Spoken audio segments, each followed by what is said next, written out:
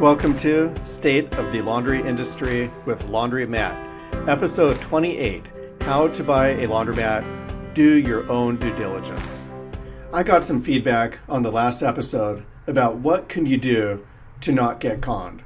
Right? What do you mean, trust but verify? How do you verify? Let's go back to the story about the person who bought the laundromat and paid way too much because all the information he saw was fake. This person got tricked by two ways. One was the utility bill. He thought that was incontestable, but it's not too hard to fake a utility bill for a month. You just run the water. So that's why you need to see historical stuff. The second thing that tricked this person was the non-resettable counts on the machines themselves. He went in, checked the machines, saw the number of counts or the quarters being put into the washers. Then he came back in later on and saw the numbers were much higher. It turns out those weren't customers putting the quarters into the machines. All the information you see is just that information, but what does it actually mean? This person looked at that data that he was presented by the seller and said, okay, this makes sense, and he paid what he paid.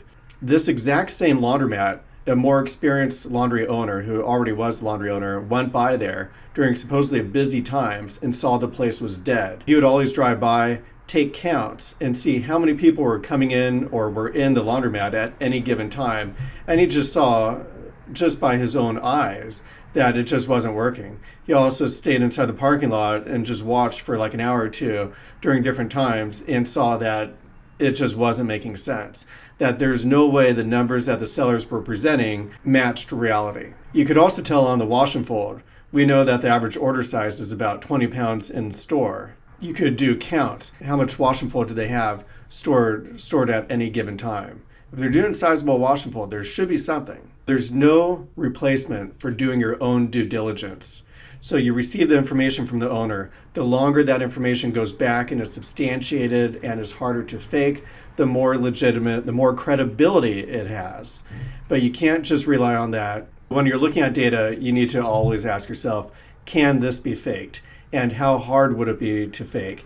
And does this data match what I see with my own eyes? And if you can't be at the laundromat, then get some eyes over there. Have friends or, do counts or driving through or get a digital camera to stake the place out.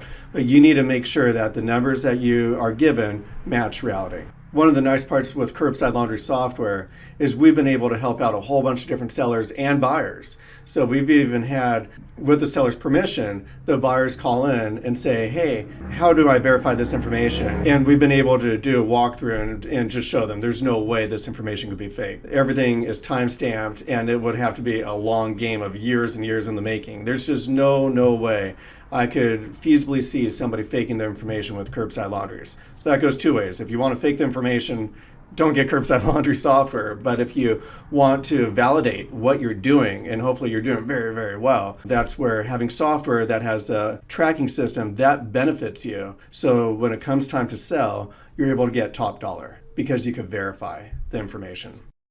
Thanks for watching. Don't forget to click like or subscribe. And if you'd like to learn more about the Curbside Laundries wash and fold point of sale and pickup and delivery solution, go to curbsidelaundries.com. See you next time.